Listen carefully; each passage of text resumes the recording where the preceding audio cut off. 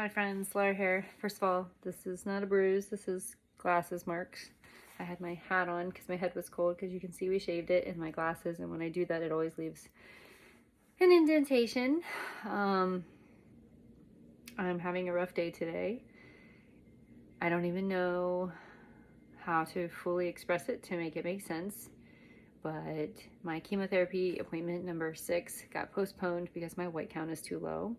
This is not the first time I've been postponed. 2 weeks ago I was postponed. I go once a week for treatment, and I knew my white count was down. It's been down for several weeks now, so I knew it was a possibility, but there was just something going in today. I really thought I was going to get treatment today, and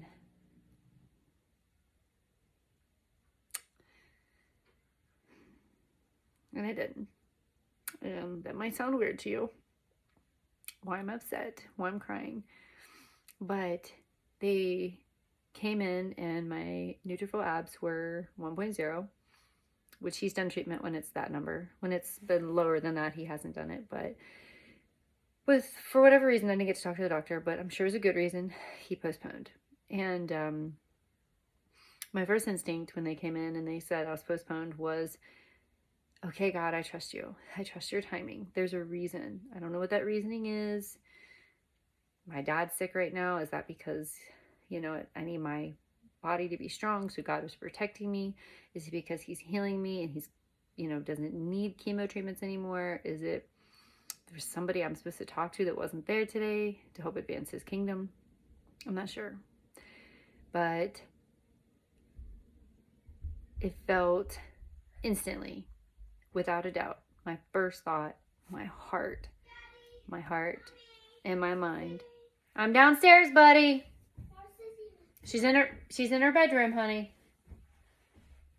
My heart. Why you put down here? Mommy's making a video. Come upstairs. Okay, I'll be up as soon as I'm done, okay? Why are you upstairs? I'll be up as soon as I'm done. I'm going to switch the laundry. Can you do a video up here? Yeah, I'm coming, buddy. As you can see, it's mom life. There really isn't time to even sit and process fully because Lucas is 4 and he doesn't understand. But, and the last is 11. But my first thought that my heart and my brain said was trust God, trust his timing, instantly. I mean, without skipping a beat. It was such a beautiful moment that was my first thought. But then as we were packing up to leave, my flesh, my body, wouldn't get on the same page. This has been several hours since this happened, so I didn't think I would have this reaction. That's good to film. On the way home, we have an hour and a half drive, and my body just said, man, I'm tired. And I'm tired of postponing, and I'm tired of waiting. Because the reason I'm upset, in case you don't know, is twofold. One, Travis took the day off work. And for him to take the day off work, he doesn't have that many days. So for him to take off... What, buddy? Great! I'm so excited for you. Chips. Ask Sissy Bear. She'll get them. I can't. Ask Sissy. Go tell her Mama said yes. Lost my train of thought. Travis took the day off work. And this is the second time he's went with me, and then my treatment got canceled. You don't know what's going to happen. You don't know when it's going to get canceled. You don't know when you're going to have a reaction or a hard day or not feel good, or probably be in a worse mood if honestly Travis wasn't there. So it's probably a good thing he was. But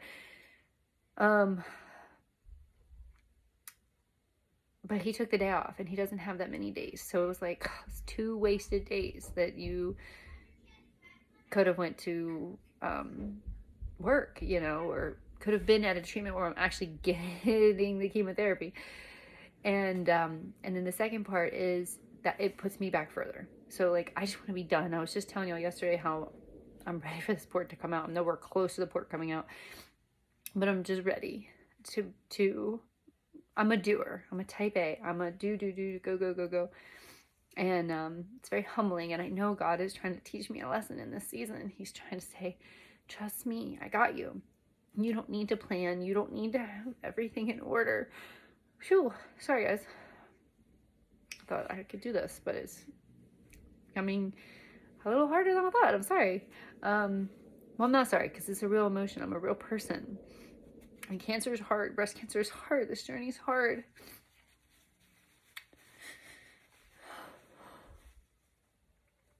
I'm a real person. And I have real emotions.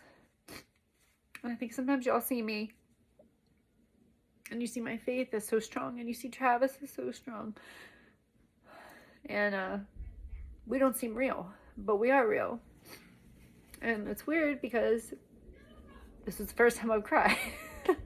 So to cry over this is nothing, right? It's like, okay, girl, you're good. Like, you just got postponed, but it's a mind game. This is something that I've been saying, is it's a mind game. And I've been through these mind games before when I was trying to get pregnant with both my children. Hey, Lizzie, take him up there. I'm making a video. Go upstairs. Yes, I love it. Did you make this? Oh, okay. Go take this with you. Can you take him up there just so I'm done, please? And anyway, thank you, Sissy Bear. Appreciate you.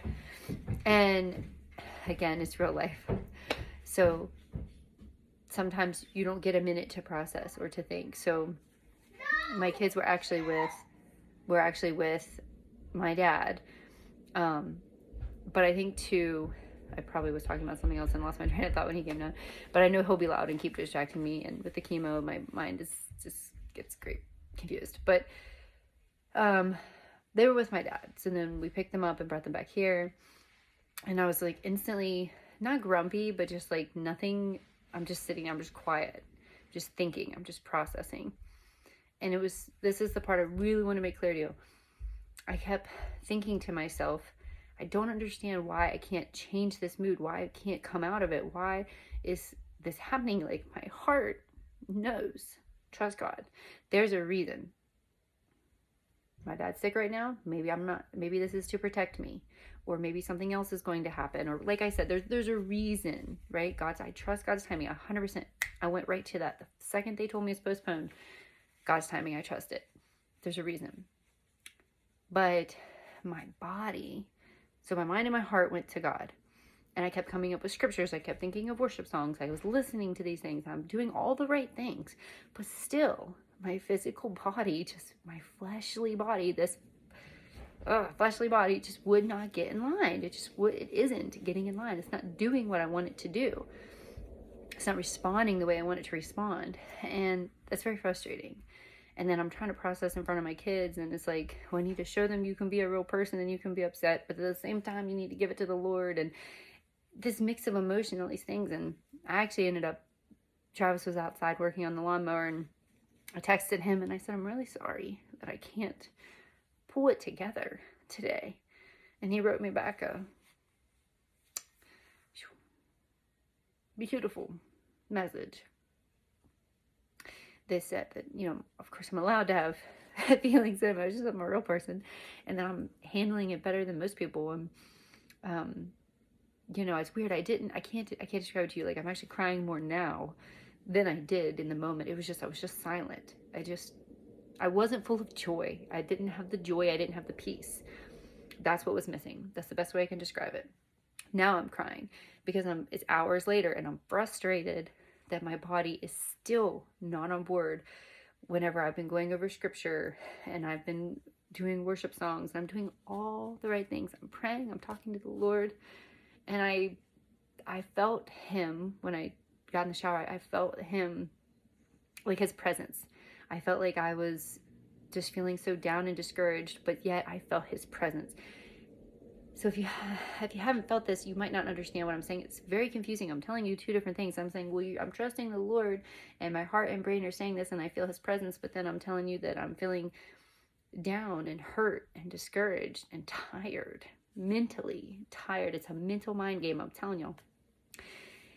And I can't describe it. It's just, one's your soul and one's your fleshly body, and they just sometimes aren't on the same page. But I am proud of myself that my reaction was to go instantly to God. I'm not going to throw a pity party. It was to go to him. That I'm so proud of that. And so thankful for that. That's years of practice. Okay. That doesn't come naturally. It comes from years of practice and being in the Word, being in the Bible. But I kept thinking about Romans 12:2, about be transformed by the renewing of your mind. And I just kept going back to all of the scriptures and all of the things and the things that have helped me in the past, and just knowing that, like, I'm a real person. I'm gonna have to just cry this out and feel it. And like I said, this is the first time I've cried, so it seems silly. So when I got my diagnosis, and whenever I'm having all these testings and all these very hard things, when they're pumping me full of poisonous chemo, when they're telling me all the chemo drugs on all the things it can do to my body, and like, this is the thing that's gonna make me cry, this is the thing that's gonna break me down. And I don't know why that is. Part of it could be just mental exhaustion. So my kids were, something I didn't share with y'all yet, was that my kids were just sick. They had fevers, and Travis had a fever. So I actually spent the entire week, 6 or 7 days down here in the basement. It's lovely down here. That part was fine. Had I just been down here on like a regular week, I wouldn't have had a problem. But knowing that my babies were sick with fevers, again, ages 4 and 11, Lucas is 4, Eliza's 11, and Travis, and that I couldn't be up there to hold them and help them.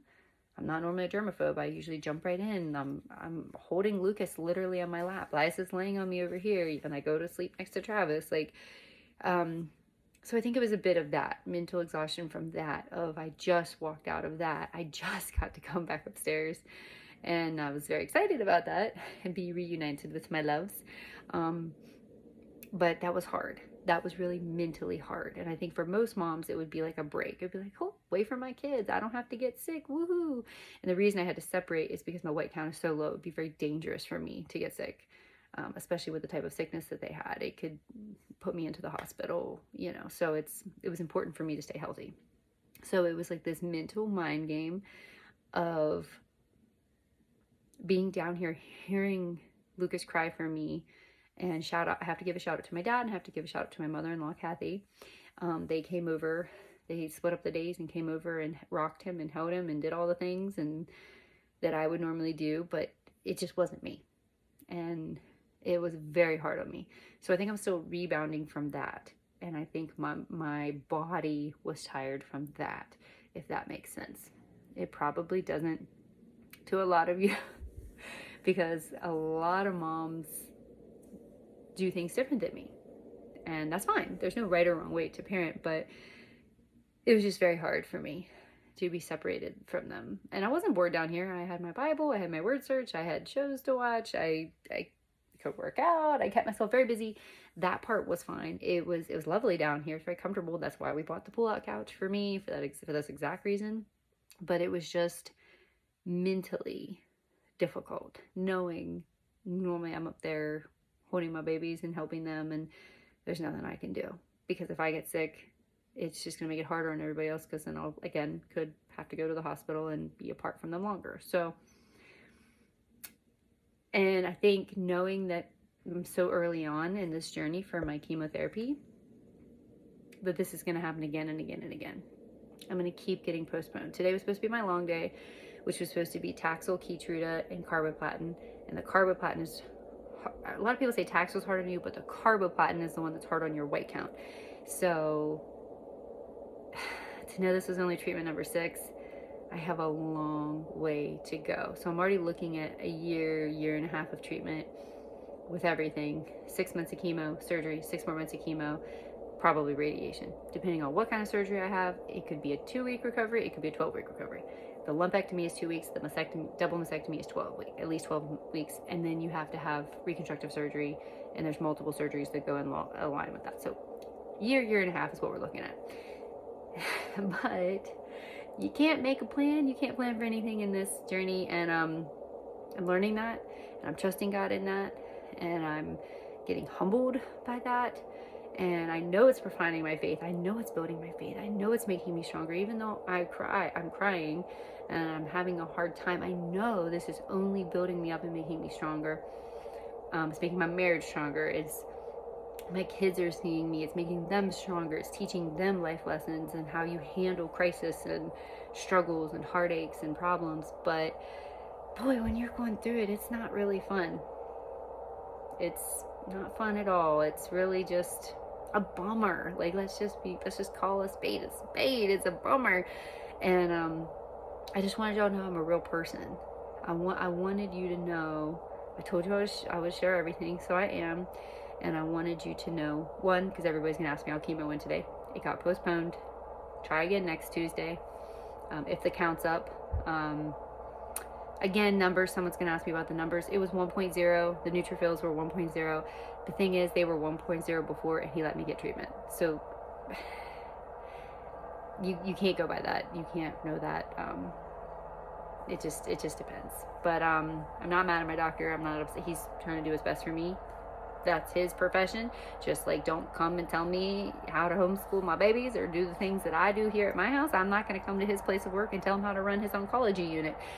He knows what he's doing. I trust him. I trust God. I trust God's timing. This isn't a surprise to God. You know, that's the first thing Travis said. Because I said, man, this is going to push me back another week. So that's 2 extra weeks I've added on. And I just want to be done. And Travis said, no, it didn't. It didn't change anything. He said, this is God. God already knows exactly how long you're going to be going through this and when this is going to be over. So nothing actually changed if you think about it. He said, your perception of what you think should happen changed. But, and I'm like, well, can God just like write me a letter? Can he send that dove with a note in its beak that tells me exactly when I'm going to have treatment, when I'm not going to have treatment? It's a mind game. So you gear yourself up knowing that you're going into treatment. My dad's, you know, sending the kids to be watched by somebody, and just mentally and spiritually and physically and emotionally gearing yourself and preparing yourself to go into treatment. And, you know, it's like a wave of emotions. It's a roller coaster of emotions. It's a mind game. It's a mind game. And overall, I'm good. I just am hurting because I'm disappointed, because I didn't want Travis to waste a day, and I didn't want to prolong my treatments. I just want to get done. The sooner I do it, the sooner I'm done. If they would let me do it all every day in a row, I'd be like, pump this body full of that poison. Let's go. Like, I just want to be done. But it doesn't work like that. And the whole point is to keep me safe and to take care of me to the best of their ability, meaning the doctor and Travis and everybody. So I just love y'all. This is just me being real. It's confusing. I don't like sharing messages like this because I don't want to confuse you. Because if you've not walked in the space, it's confusing to say, I trust God and love God, but yet I'm having this fleshly moment. And I know it's a fleshly moment. Like, the funny thing is, I knew it before I even said anything or did anything. It was like, I was like, all right, postponed. Okay, so we're going home? The nurse said, yes, you're going home. I said, okay. I said, all right, Travis, let's pack up. As we're packing up, I'm going, all right, God, I trust you. Your timing. This isn't the news I wanted, but I trust you. I love you. Thank you for getting us here safely, Lord. Please get us home safely. I'm already praying. I'm already talking to him. I'm already saying about getting home and the next things that we have to do. And then as I'm doing it, I feel like I want to cry. And it was like this buildup of tears just behind my cheeks. And I'm like, in my mind, I'm like, what is this? So I literally was like holding my fist like as tight as I could. And she comes over and she's like, you okay? And I'm like, yeah, I'm great. You know, I'm good. And because I'm confused, I'm like, wait a minute, I was just good 3 seconds ago, but now I'm feeling conflicted, but I know I shouldn't be. And I almost, if you've not experienced it, it sounds a little weird. You know, you've heard of like the internal battle of like, should I do this? Should I do this? Should I do this? Should I do this? It wasn't quite like that. It was like, no, I know that this is right. God is right here and he's telling me. But over here it was saying, you know, aren't you disappointed? And this is, Travis just wasted that day off. And I kept saying, get out of here, Satan. Like, no way. Like, thank you, God, that it doesn't matter. Travis isn't upset that he took this day. I'm just so glad Travis was here with me, because I might have been more upset if it would have been somebody else. Like, you know what I'm saying? It's like, it's hard to describe, but it's the best way I can put it for y'all and explain it to y'all. But it was just a weird mix of emotions of a day. But I am a real person, and I know that tomorrow will be better. Maybe later tonight will be better. Maybe I'll cry again. I don't know. But God can handle it. And I just feel like when I was crying, and I was trying to explain it to you guys, again, I could just feel his presence near me. I just feel like he's hugging me. And I almost feel like he's saying, it's okay. It's okay to feel the way you're feeling. Because growth hurts. Being in that fire, being refined is tough. But you're going to come out not smelling like smoke. There's not going to be any burn marks on you. You are going to walk out and you're not going to smell like smoke. Just like the 3 in the fire. You're just not. I'm not.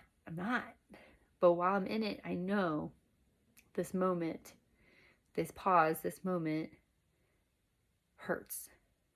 Okay? But still, we're not taking our eyes off him. Right? Travis and I know that that's the most important thing we can do. And for now, that's all we can do.